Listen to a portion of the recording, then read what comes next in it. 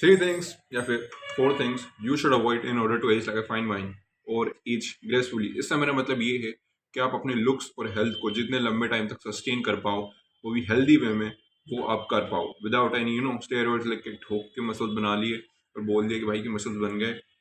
नहीं, आपको जो मसल्स है वो लंबे टाइम तक आपको सस्टेन करने पड़ेंगे। आप जो अपने बुढ़ापे में आओगे तब आपको मसल्स की काफ़ी ज़्यादा ज़रूरत होती है, और जो मसल आपने जवानी में बनाया है वो आपको बुढ़ापे में हेल्प करेगा as long as you are doing resistant training till you get old. और लाइफ टाइम ही करना है बेसिकली। तो अगर आप बेसिक लाइफ टाइम तक करोगे तो आपका मसल लाइफ टाइम सस्टेन रहेगा, और एक हाई प्रोटीन डाइट रखोगे तो पहला पॉइंट है, मतलब मैं कुछ ऐसी चीज़ बताऊंगा जो आपको अवॉइड करनी है, ऐसी चीज़ें नहीं बताऊंगा जो करनी चाहिए, मतलब जो अवॉइड करना चाहिए और उसकी जगह क्या करना चाहिए वो मैं बताऊंगा।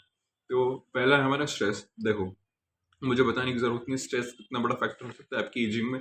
स्ट्रेस से लिटरली आपकी बॉडी की हर एक चीज़ खराब होती है। स्ट्रेस से आपका कॉर्टिजोल बढ़ता है, कॉर्टिजोल से आपकी skin quality, hair quality, hair loss, muscle loss, testosterone कम, इतनी सारी चीज़ें हो सकती है you can not even imagine. अब जितना ज़्यादा स्ट्रेसिंग लेते हो, जितना ज़्यादा स्ट्रेस लेते हो, कॉर्टिसोल अपने बढ़ाते हो डेली, फालतू के आर्ग्यूमेंट्स में, फालतू में इंस्टा पे हेट कमेंट्स करते हो, अपना कॉर्टिसोल स्पाइक करते हो, ब्लैक पिल एडिस देखते हो, जितनी भी चीज़ें होती हैं इनसे आपका कॉर्टिसोल स्पाइक हो रहा है, स्ट्रेस स्पाइक हो रहा है। और जितनी भी बेफजूल की चीज़ों अपने स्ट्रेस स्पाइक करते हो, उतनी ज़्यादा आप एज करते हो। मतलब अभी आपको उसके बेनिफिट्स, मतलब नुकसान नहीं दिखेंगे स्ट्रेस करने के, पर जैसे जैसे आप एज करोगे आपको समझ आने लगेगा कि स्ट्रेस कितनी बुरी चीज़ है। तो स्ट्रेस कम करने के लिए आप क्या कर सकते हो, पहला तो मेडिटेशन सबसे बेस्ट चीज़ है, क्योंकि इससे आपका टेंशन स्पैन भी इंप्रूव होगा, आपका माइंड रिलैक्स होगा और आपकी बॉडी भी रिलैक्स फील करेगी, और आप ज़्यादा फोकस भी कर पाओगे। मतलब एक ही मेडिटेशन की चीज़ के आपको चार पांच बेनिफिट मिलेंगे, और इससे आपका स्ट्रेस तो कम होता ही है। और जब भी आपको लगे कि आपका स्ट्रेस बहुत बढ़ रहा है, कॉर्टिसोल बहुत बढ़ रहा है, बस मेडिटेशन करने बैठ जाओ, अपनी सांस पर फोकस करो, आप नोटिस करोगे कितना जल्दी आपका स्ट्रेस चला जाएगा। और जो अननेसेसरी आप थिंकिंग कर रहे थे, किसी भी चीज़ को सोच के, कोई से आर्ग्यूमेंट को सोच के, कोई से आपका एम्बेरसिंग वाला मूवमेंट हो गया, वो इतना मैटर नहीं करता है। तो इसलिए कभी भी स्ट्रेस मत लो। एग्जाम भी आ रहे हैं अब, तो पढ़ो पर स्ट्रेस मत लो। क्या होगा एग्जाम में, मेरे को याद आएगा कि नहीं, बट मतलब हाँ, वर्क पुट ऑन करो, पढ़ो अपना, जो भी आपको करना है वर्क करो, बट उस पर स्ट्रेस मत लो कि भाई मैंने वीडियो डाली तो मेरे व्यूज आएंगे कि नहीं, ये क्यों नहीं चल रही है, मेरे को ये टेक लगाना चाहिए, मेरे को इतने हैशटैग्स लगाने चाहिए तभी वीडियो चलेगी वरना नहीं चलेगी। इतना स्ट्रेस आपको नहीं लेना है, आपको जस्ट वर्क करना है और आपको आउटकम के बारे में स्ट्रेस नहीं लेना है। ठीक है।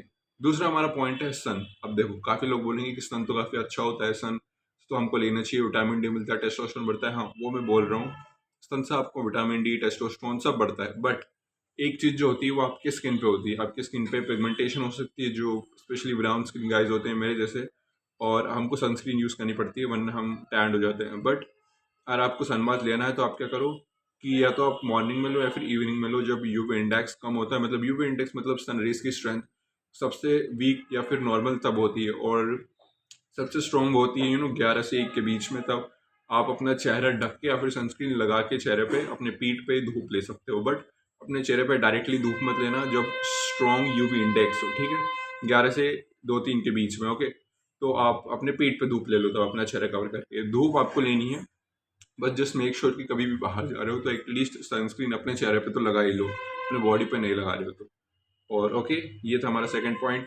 उसके बाद है कि waking up at late night. इससे मेरा मतलब है कि जब आप रात रात को जाके गेमिंग करते हो या फिर फ़ोन चलाते हो 3-3 4-4 बजे तक, और ऐसा होता क्या है बेसिकली, आपके डार्क सर्कल्स पड़ जाते हैं, आपको कई तरह की बीमारियां हो सकती है, लो स्लीप से आपकी पूरी बॉडी फकअप हो जाती है, आप सही से फंक्शन नहीं कर पाते हो, आप सोशलाइज नहीं कर पाते हो, आप बोल नहीं पाते हो, आपको हज़ारों तरह की चीज़ें हो जाती है जब आप कम सोते हो।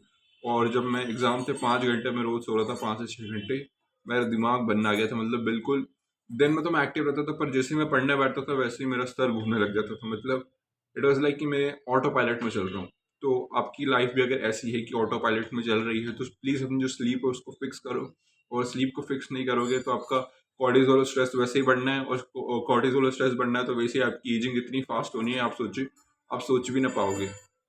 ओके, हमारा फोर्थ पॉइंट है और लास्ट पॉइंट है कि indulging in pleasure giving substance. इससे मेरा मतलब क्या है, कोई भी अल्कोहल हो गया, सिगरेट हो गया, कोई सी भी ऐसी नशा वाली सब्सटेंस जो कि आप कंज्यूम कर रहे हो, तो उसको अभी के अभी छोड़ दो, क्योंकि स्ट्रेट एज बन जाओ बेसिकली, जो भी किसी भी टाइप का नशा नहीं करते हो।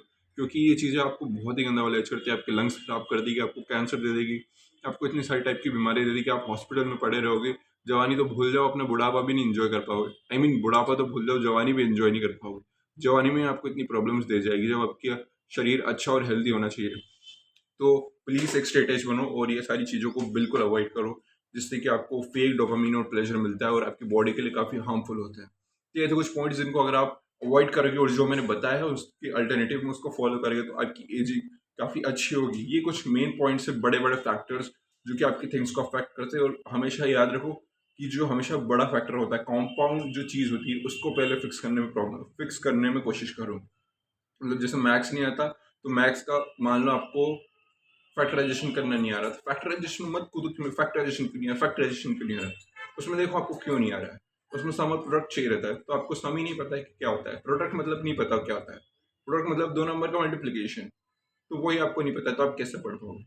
इसलिए जो भी मेन चीज़ है उस पर फोकस करो, अपने बेसिक को स्ट्रॉन्ग करो, या फिर अपने जो भी बड़ी चीज़ होती है जो 80% रिजल्ट आपको ला के देती है उस पर फोकस करो।